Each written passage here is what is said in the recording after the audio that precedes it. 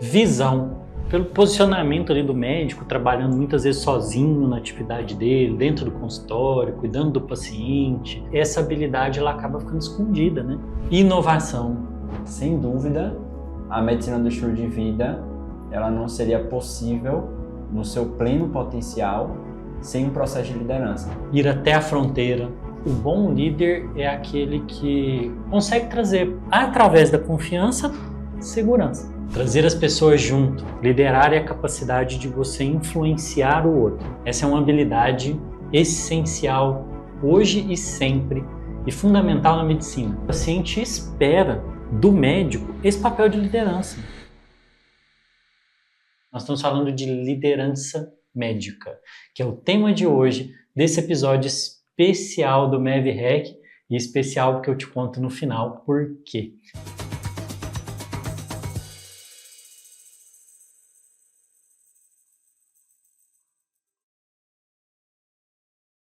E para discutir esse tema aqui eu tô com o Caio e vamos falar disso. Caio, tem um artigo que ele ficou bem conhecido, publicado no JAMA em 2010, da Liana Lianov, em que ela fala das competências necessárias para se trabalhar com medicina do estilo de vida. Na verdade, competências para se prescrever MEV.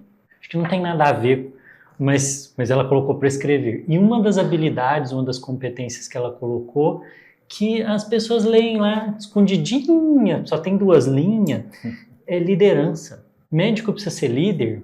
Boa provocação, né? Eu lembro quando eu tive contato a primeira vez com esse artigo, e aí, rapidamente abrindo um parêntese aqui, né? Vale citar que a Liana Lianov foi presidente do Colégio Americano de MEV, né? Esse artigo ficou muito famoso porque foi acho que talvez a primeira publicação de MEV na JAMA, né? É a primeira, talvez, validação numa revista importante com esse tema, né, da medicina do estilo de vida, ou pelo menos com essa nomenclatura. E eu achei bastante interessante a provocação dela, primeiro porque não é algo muito, sei lá, senso comum, acho que não é algo muito óbvio, mas principalmente quando a gente pensa em um movimento que ele precisa se consolidar, sem dúvida, a medicina do estilo de vida ela não seria possível no seu pleno potencial sem um processo de liderança. Principalmente porque a gente está falando de mudanças de comportamento que muitas vezes vão envolver mudanças estruturais do ambiente para que elas sejam possíveis. Então, mudanças até do sistema de saúde, do sistema de saúde, como o próprio Jim Ornish, né, que recentemente conseguiu lá no sistema público americano, por exemplo, você ter reembolso dos programas de medicina do estilo de vida. Isso você não consegue fazer apenas publicando pesquisa, por exemplo, ou apenas fazendo capacitação de médicos. Isso envolve um processo, inevitavelmente até político, que envolve, inevitavelmente, essa competência, essa habilidade da liderança. Acho que talvez pelo posicionamento ali do médico, trabalhando muitas vezes sozinho na atividade dele, dentro do consultório, cuidando do paciente, essa habilidade ela acaba ficando escondida, né? Porque você não se vê como líder quando você está só nesse lugar. Mas quando a gente amplia a nossa função como médicos para o nosso papel também como transformadores da sociedade, porque saúde, se a gente pensa, tem que lembrar do conceito de determinantes sociais de saúde, né? A saúde ela é muito influenciada por outras coisas, que não só as escolhas pessoais, né, que cada um faz, mas pelo lugar onde elas moram, a economia, a estrutura da cidade. O transporte público, né, que ela vai ter de possibilidades. Isso, então isso tudo impacta. Então não dá para, nem nesse ponto, em outros que a gente pode discutir, negar que é exigido talvez do médico, ou é interessante que o médico tenha ou assuma esse lugar de liderança. Tem um outro, né, que a gente pode mais à frente falar, que é a liderança enquanto você como gestor de uma equipe, seja num hospital, né, num serviço de saúde público, no seu consultório. Então esse é outro aspecto. Outras formas, né? Eu acho que antes até da gente abordar essas várias vertentes da possibilidade do médico como líder, eu acho que quase num processo arqueológico aqui, né, do MEV-REC, que para quem não sabe, surgiu com a proposta de hackear a medicina do estilo de vida, né, na medicina do estilo de vida. Como é que a gente poderia definir aqui, Luiz, liderança? já que a gente está falando sobre isso, vamos tentar fazer um pouco aqui desse papel conceitual, porque eu acho que, inclusive, as possibilidades que a gente vai pensar vai depender muito de como é que a gente define. Né? Isso é legal porque, assim, sem dúvida nenhuma, é um dos temas assim, mais discutidos no mundo de negócios, no mundo da política. Acho que pouco discutido na medicina, a gente está trazendo esse tema justamente por isso, é zero discutido na medicina, na verdade. Eu não tive nenhuma aula, nem na residência, nem na graduação. Mas em outros cenários é um tema importantíssimo. Política e negócios então, né, é um tema essencial. O que a gente pode dizer que é liderar? Né? Se a gente vai olhar os autores mais influentes sobre isso, um conjunto de palavras vai aparecer. Talvez o mais importante vai ser a palavra influência. Liderar é a capacidade de você influenciar o outro. Do Maxwell, né? Isso. John Maxwell e outros autores vão trazer isso. Então, a capacidade que uma pessoa tem de, mesmo que ela não tenha autoridade, isso depois a gente pode trazer, que existe liderança sem autoridade, isso é muito legal, né? Porque liderança tem a ver com poder de influência, não tem a ver com autoridade em si. Pode não ter um cargo e ser líder. Sim. Pode ter o cargo e não conseguir liderar. E a influência para quê? Aí vem a outra palavra que se associa muito, que é a capacidade de visão. Os líderes, eles têm visão de um objetivo, um lugar que se quer chegar. Né? Então, se a gente for juntar os dois, é a capacidade de influenciar as pessoas para que elas sigam você rumo à visão que você apresenta para elas. Se a gente fosse definir, talvez fosse isso. Cara, isso é muito interessante, né? Porque assim, quando a gente fala de MEV, a gente está falando de mudança de comportamento. E a gente tem uma série de técnicas que envolvem esse processo social de influência, né? Talvez antes de até de falar de técnica, né, tem um conceito que aparece em alguns artigos que é o contágio afetivo, né? Inclusive aquele famoso artigo, você vai lembrar agora o nome, que é mostrando o impacto do amigo em relação ao comportamento, se não me engano, da obesidade, correto? Obesidade e mais 14 desfechos de saúde. Não, esse é do estudo Framina, que foi feito pelo Nicholas Christakis. É contágio social. Né? Contágio social é um conceito muito legal, que tem a ver com as normas do ambiente, né? Então, assim, o líder, ele, por essa capacidade de influência, a gente pode dizer que ele reescreve as normas de um grupo social. Então, ele faz uma reescrita disso, e aí, com base na visão, naquilo que ele entende que é o rumo, que é aquela comunidade que ele lidera. Define o que é permitido, o que é o que é desejável, né? O que é desejável, o que não é desejável. Então, é como se ele fosse dizendo, isso aqui é bom, isso não é, para que cerque as pessoas rumo a algo, né? Como se fosse colocando as paredes para um lugar, né? E, como eu estava dizendo antes, tem pouco a ver com uma autoridade formal. Tem muito mais a ver com uma autoridade moral. E que me parece que parte do mecanismo pelo qual isso acontece é através do aprendizado vicariante. Sim. Você explicaria em parte, né? Em parte, sim. Em parte é eu aprender com a ação do outro, mas eu acredito... Explica rapidamente o... esse conceito de aprendizado vicariante, ele é do Albert Bandura, e ele diz isso de que eu sou capaz de aprender algumas coisas observando o outro. Então, nesse sentido, eu posso falar assim, que a gente desenvolve liderança... Tem uma frase, puxar uma frase aqui, que é uma frase que é bem interessante, que a pessoa que quer liderar, ela tem que aprender a obedecer. Essa frase, ela aparece em vários cenários. O que ela quer dizer aqui? Ela está querendo dizer do aprendizado vicariante, que eu me torno um bom líder quando eu tenho um bom líder, no qual eu me inspiro e que eu aprendo a seguir ele. Então, eu aprendo, a palavra obedecer é aquele que ouve a voz e segue. Então, nesse sentido, sim, mas eu acredito que tem um ponto que é muito mais importante, que é a capacidade que o líder tem de alcançar a confiança, o trust, né? Então, o quanto eu sou confiável. Eu preciso ser confiável para que alguém confie em mim. Como que ele faz isso? Ele faz isso quando, principalmente, né? Ele tem uma visão que faz sentido, que tem um porquê, que tem uma lógica, mas as ações dele, elas provam que ele faz o que ele está dizendo. Que ele é um exemplo primeiro. Há uma coerência, né? Há uma coerência. Aquilo que é dito, aquilo que é vivenciado. Aí nesse sentido, o bom líder é aquele que consegue trazer, através da confiança, segurança. Né? Porque se eu posso confiar em você, é porque eu estou me sentindo seguro. Sim. E aí eu consigo... Se a gente pensar num contexto de uma guerra, né? Que eu Sim. acho que é um ambiente bom para pensar isso. Você tem, sei lá, um grupo que está ali quase que... correndo risco de vida. Correndo risco de vida. E a gente precisa assumir o plano de alguém. Isso. Né? Sobre como lidar com isso. Tem que valer a pena dar vida por aquilo, né? Daí a visão tem que ser boa, mas essa visão, ela não basta só. A pessoa que está junto, você tem que confiar nela para... É como se a pessoa desse o assentimento ou o selo, né? A confirmação de que está valendo a pena, né? O risco todo corrido. Excelente.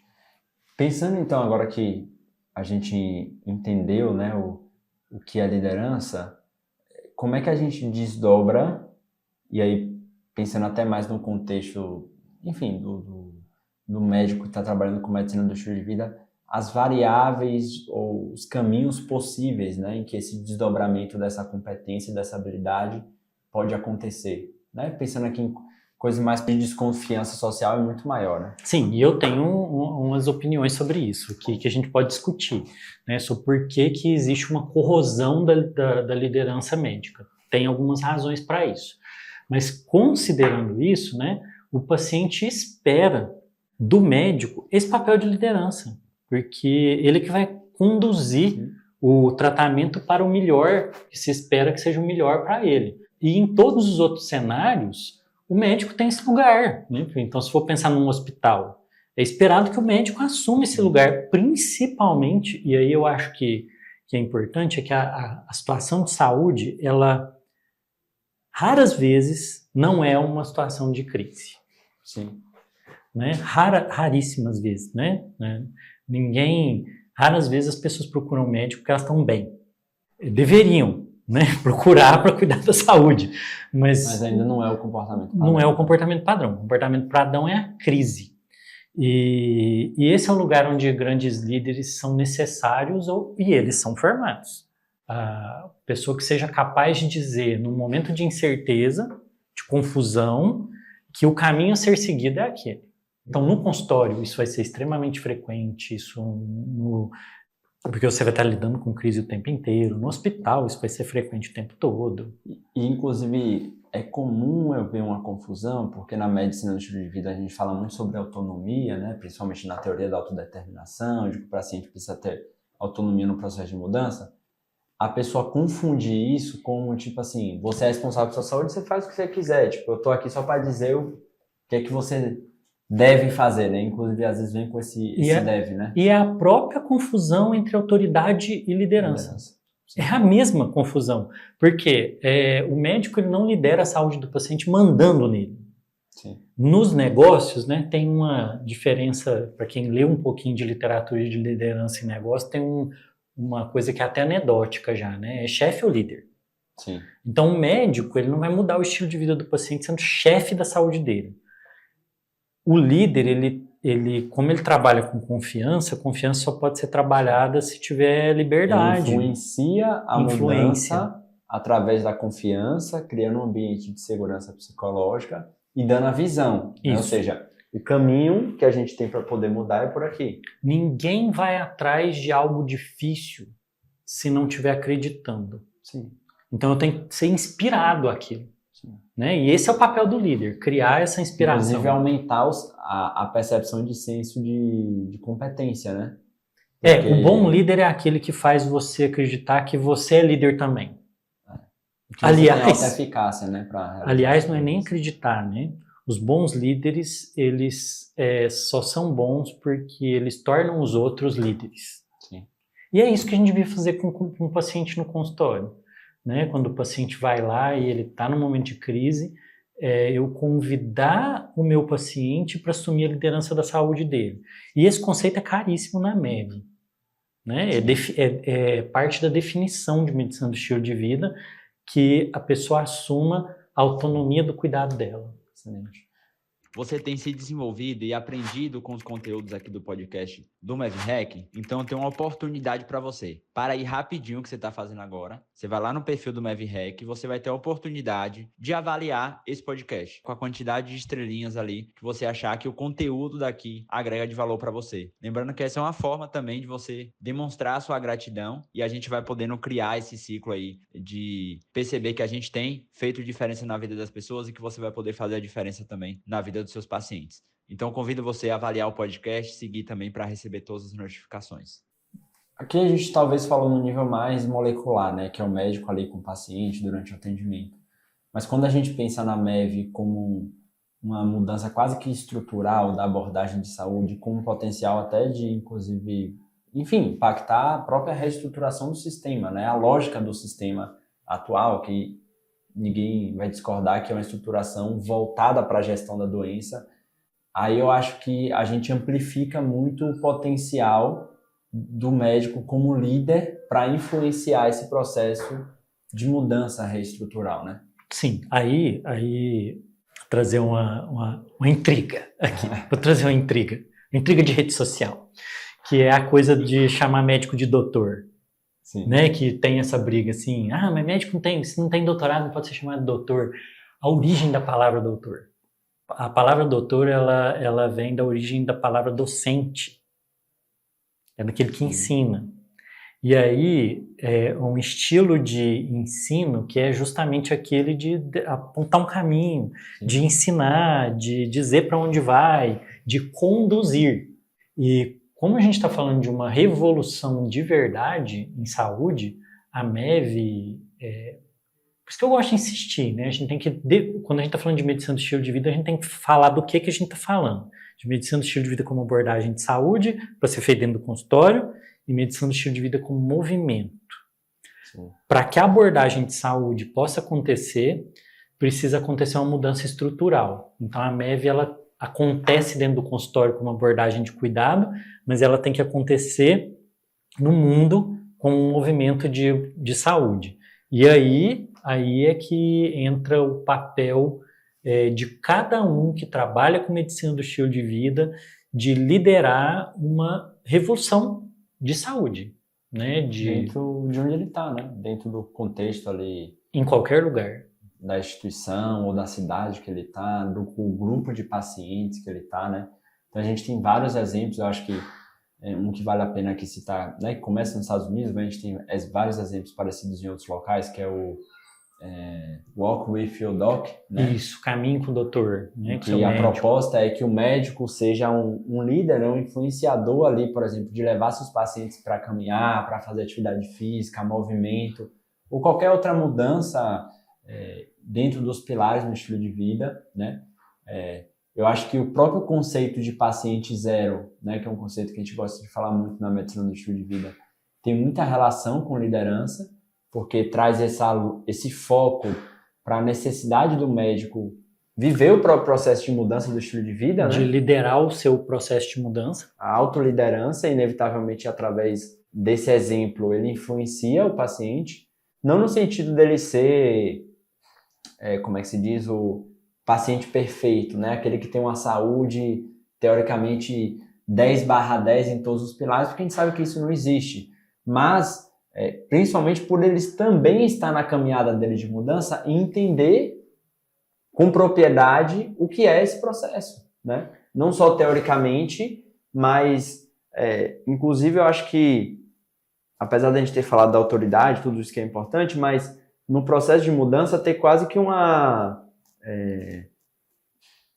igualdade com o paciente. Existe uma horizontalidade. Horizontalidade. Acho que essa é a palavra. É porque aí diferencia também do aspecto chefe ou autoridade Sim. e liderança, né? Porque a relação horizontal ela é uma relação muito mais onde a influência pode acontecer de forma muito mais Sim. sutil e talvez muito mais poderosa, e é por isso que hoje em dia a gente vê tantos autores que falam de liderança, falar da liderança como serviço. Sim. Eu acho que o livro do Simon Sinek lá, que é o líder se serve por último, muito interessante, né? Que basicamente ele vai defender a tese do líder como aquele que constrói um ambiente de segurança psicológica para que as pessoas, enfim, né, façam não é o contexto de mudança, mas enfim, para que eles possam realizar aquilo que é necessário sem saber sabendo que eles não vão ser condenados pelo erro, né? Então, esse ambiente, ele usa inclusive uma metáfora de Esopo para quando os animais criam aquele círculo em que eles, para se protegerem, todo mundo vira as costas e você cria quase que um escudo ali, né, de defesa para lidar com os inimigos. Então, o líder é a pessoa que faz isso acontecer, né? Fortalece esse ambiente de segurança psicológica e que é muito parecido com o que a gente mimetiza no consultório também, né? Sim, e a gente tem exemplos desse perfil de líder sendo discutidos na história inteira da humanidade, né? Assim, no contexto das grandes religiões, esse é um exemplo que sempre aparece muito, dos líderes religiosos eles terem feito a liderança através do exemplo e através do serviço, não através da perfeição, né? Mostrando, como você lembrou, né? Não precisa ser perfeito, uma vulnerabilidade, né? Então o líder ele consegue se conectar também quando ele é igual a mim, né? Então quando o líder é igual a mim, quando eu vejo nele uma possibilidade de espelhamento, e aí a gente volta no aprendizado vicariante, porque o Bandura ele acha um negócio muito legal no funcionamento do aprendizado vicariante. Eu só aprendo pelo mecanismo de aprendizado vicariante se a pessoa que eu estou assistindo ela é parecida comigo. Não pode ser uma pessoa diferente de mim. Se for diferente, não funciona. Eu tenho que ver os mesmos defeitos, as mesmas fraquezas, as mesmas coisas. E assim, quando isso acontece que eu consigo falar, nossa, eu também dou conta, porque ele deu conta. Então ele vira líder, ele vira meu líder nesse sentido, né? Excelente.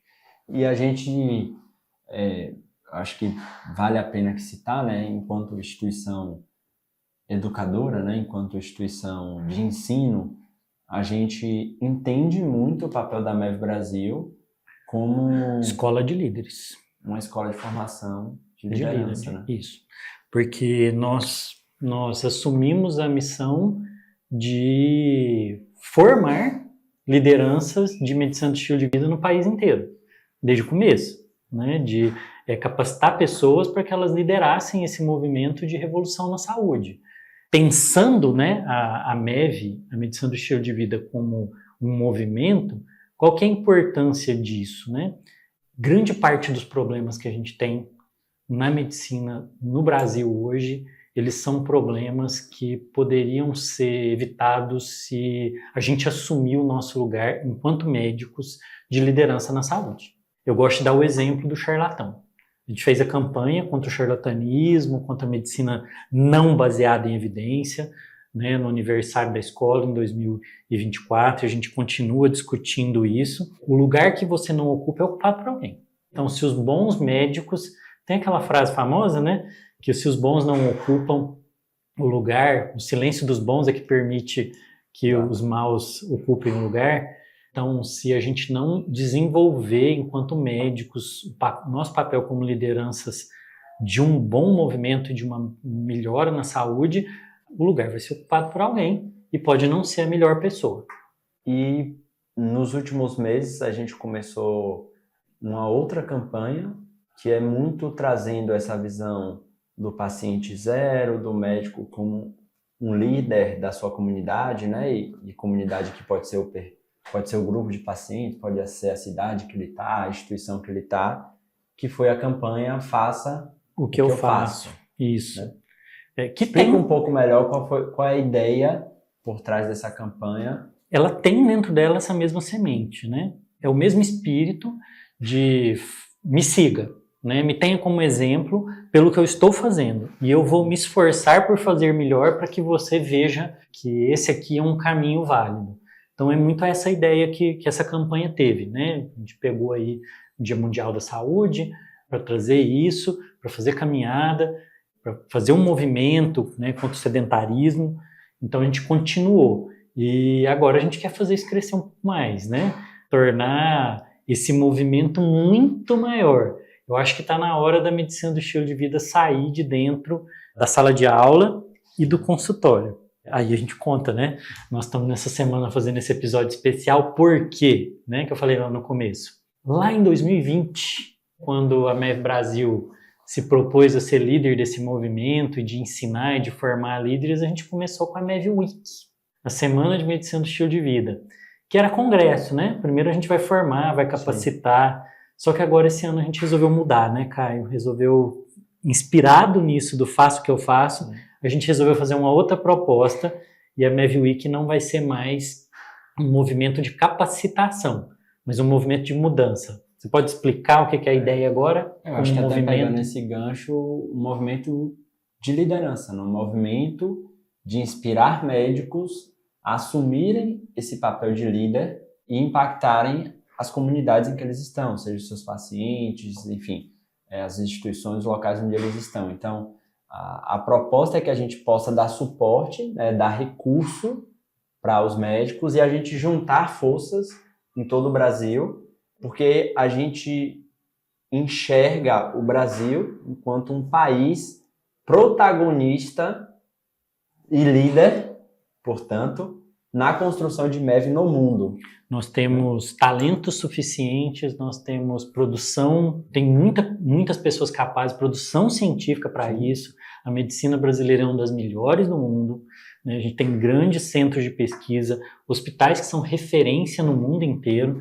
Então, o Brasil tem a capacidade de ser líder nessa área, né? E aí, a MEV Week 2025, que está acontecendo agora, você está ouvindo esse podcast entre 26 de maio e 1º de junho, né? A MEV Week 2025 é uma nova fase da MEV Week, é uma nova fase, né, da MEV Brasil, em que agora a gente quer, depois de tantos anos, 6 anos capacitando médicos, com mais 750 médicos formados, agora é a hora de colocar esse pessoal para poder ser líder.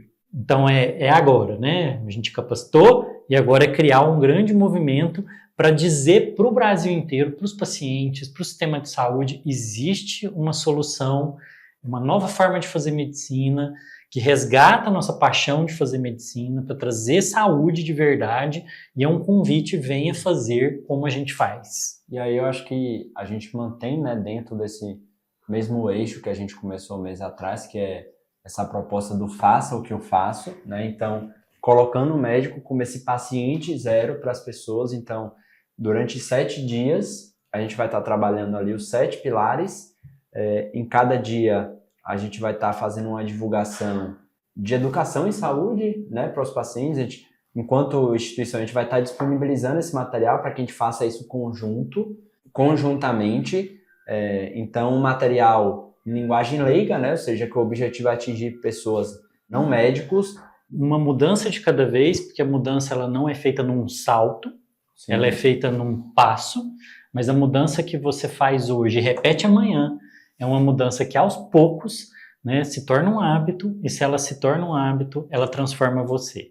Então a ideia é que nessa semana, na MEV Week, a gente comece cada dia uma mudança num pilar diferente, e tem um momento especial, né, Caio, que é pegar o sábado e fazer uma grande reunião, né? Os líderes vão reunir em todo o Brasil grupos para poder trabalhar a medicina do estilo de vida.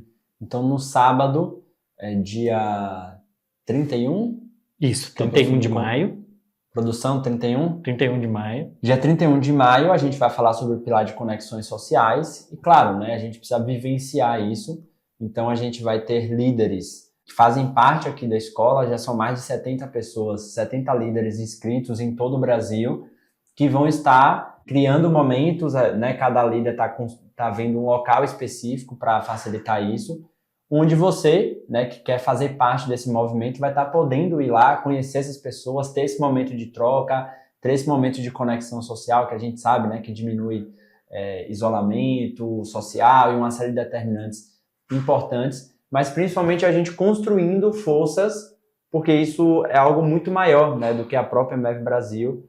Então é muito mais sobre a gente construir uma rede de capilarização dessa influência no país E aí, para a gente é muito importante que isso literalmente alcance de norte a sul, né? A MEV Brasil não tem esse nome à toa.